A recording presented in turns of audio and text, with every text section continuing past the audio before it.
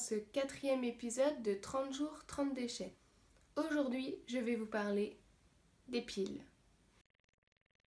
Chaque année, ce sont près de 33 000 tonnes de piles et accumulateurs qui sont utilisés. Ça représente 10 000 tonnes de zinc et 8 000 tonnes de fer. Le zinc et le fer, c'est deux ressources qui sont extrêmement rares. En France, c'est une pile sur 3 qui est recyclée. Il y a seulement 2 usines qui sont capables d'incinérer les piles.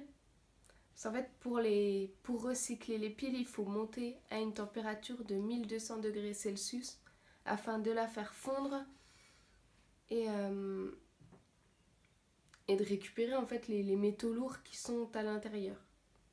Donc 1 sur 3 est recyclée.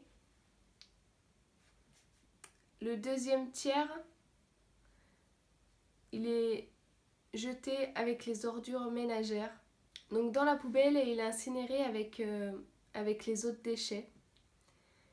Du coup, les métaux lourds qu'il contient, soit ils s'évaporent un peu et ils finissent dans l'atmosphère, soit ils terminent avec les résidus d'incinération.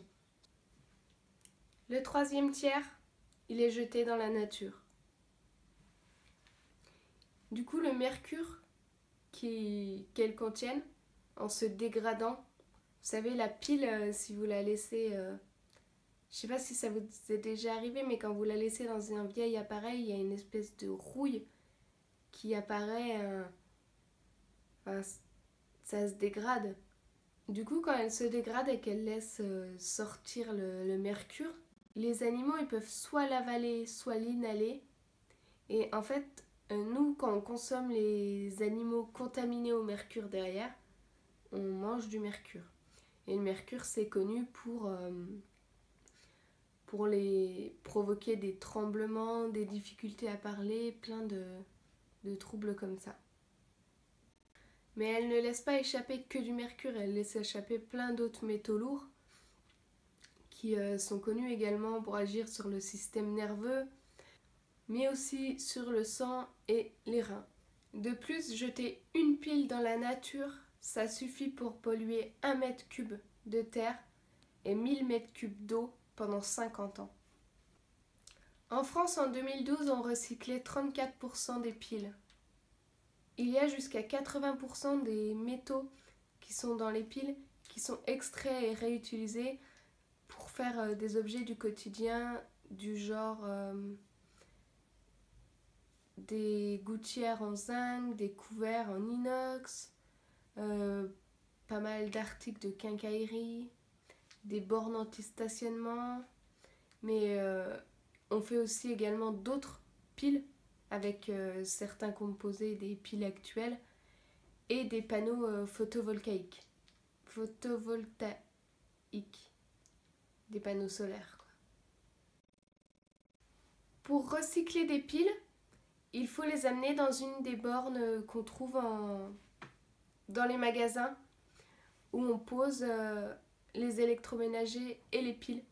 C'est des entreprises spécialisées. Comme je vous ai dit, il n'y a que 2 incinérateurs qui sont en capacité d'incinérer des gros stocks de piles. Du coup, il faut vraiment les mettre dans ces bornes. Donc, il y en a souvent dans les supermarchés, mais aussi dans les magasins de bricolage. Donc, quand vous achetez votre pile, vous posez en même temps celle que vous avez. Ça évite de les accumuler à la maison et qu'elles se dégradent chez vous. Il faut savoir également que les piles rechargeables, ça par exemple c'en est une, elles n'ont pas une durée de vie qui est infinie. Au bout d'un moment, elles se rechargent mal ou alors plus du tout. Et c'est des piles qui sont également recyclables. Donc il faut les recycler avec les autres. Donc les mettre dans la même borne. C'est pas toujours facile d'éviter les piles. Je peux vous donner 2 conseils. Privilégiez les appareils à batterie. Les batteries, elles sont également recyclables, mais elles durent beaucoup plus longtemps qu'une pile. Pour vos appareils qui contiennent quand même des piles, je vous conseille d'aller sur des piles rechargeables. Comme vous la rechargez, vous en utilisez moins, donc on en produit moins. Et elle se recycle quand même au bout du compte. Ça a quand même une durée de vie qui est supérieure à la durée de vie de la pile. Donc même si c'est plus cher à l'investissement, on en achète moins souvent. Merci d'avoir regardé cette vidéo. Si vous l'avez aimée, n'hésitez pas à mettre un pouce bleu, à la partager pour que le plus de personnes possible soient sensibles à la pollution causée par les piles. Laissez-moi un commentaire pour me dire quels déchets vous voulez que je traite dans les prochaines vidéos. Je vous donne rendez-vous demain pour une nouvelle vidéo du défi 30 jours 30 déchets et je vous souhaite une bonne journée sans déchets.